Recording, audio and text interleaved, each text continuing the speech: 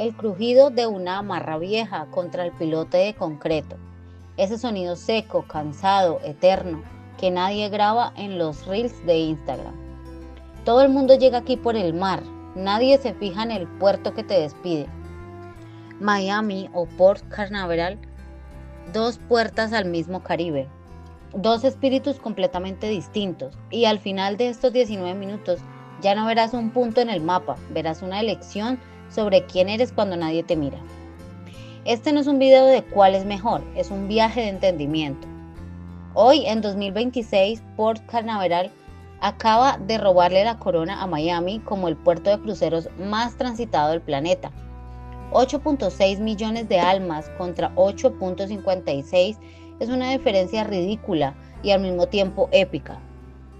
Pero esto no es una pelea de números, es la batalla entre dos genius loci.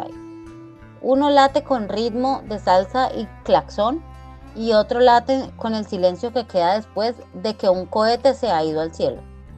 Este viaje no es de placer, es de comprensión, porque la forma en que un puerto te suelta al mar dice más de ti que cualquier destino en el itinerario. Miami, la postal perfecta. Terminales que parecen naves espaciales de lujo. El icon of the seas, como un pequeño continente flotante. El skyline que grita llegaste al futuro.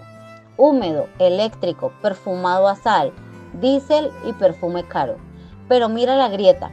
Mira el atasco en el Port Miami Tunnel a las 11 de la mañana. Mira al taxista sudando, maldiciendo en 3 idiomas, mientras tu barco zarpa sin ti. La fachada brilla, pero la ciudad te mastica antes de dejarte subir. Port Canaveral, la postal más humilde, cocoteros, el olor a la crema solar y pescado frito de Cocoa Beach. Parece un puerto de pueblo, hasta que ves el Star of the Seas, atracado como un dios blanco. La grieta aquí es más sutil, es la nostalgia.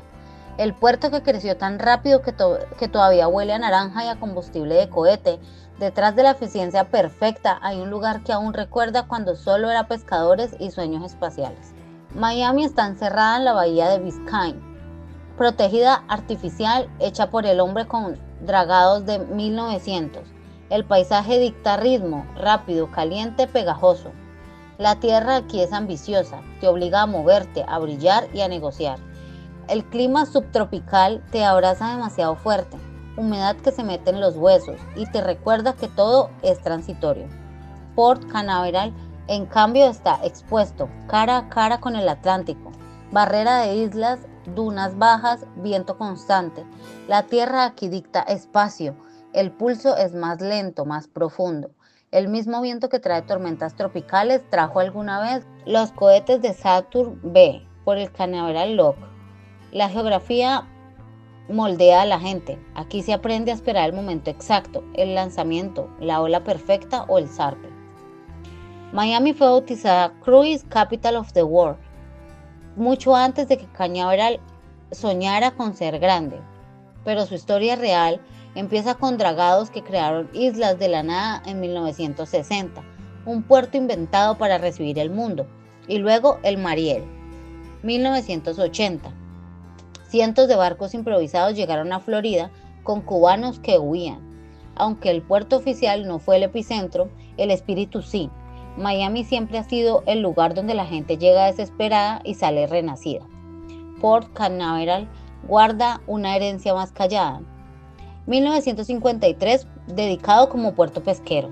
1961, los mismos barcos que sacaban naranja a Nueva York recuperaron la cápsula de Alan Shepard.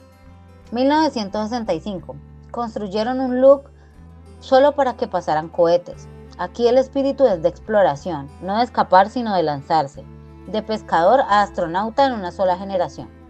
En Miami conocí a Ramón, estibador de 58 años nacido en La Habana.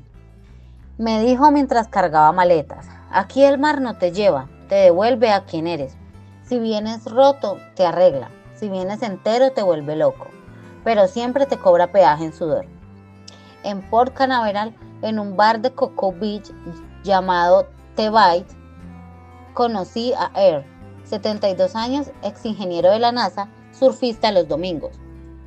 Me miró con ojos que han visto cohetes de verdad y me dijo, hijo, elige Canaveral si quieres que el mar te enseñe paciencia. Miami te enseña velocidad, pero la paciencia, esa solo te la da el silencio después del trueno. Dos hombres, dos puertos, dos formas de entender la vida partida. Pero para entender el verdadero espíritu de estos puertos, tenemos que apagar la cámara de turista y entrar donde el mapa se vuelve borroso. Apaga el flash, baja el shoot, camina hasta el borde del muelle donde los trabajadores terminan su turno. Allí donde huele aceite quemado y sudor, donde nadie te vende un cóctel de bienvenida. Allí está la verdad. Ambos puertos devoran el mar para darte vacaciones y el mar cobra factura. Imagina esto. Estás en la cubierta de popa, el barco acaba de soltar amarras. Si elegiste Miami, ves que el skyline encendiéndose como un incendio de neón. Escuchas la última nota de reggaetón que se pierde en el viento.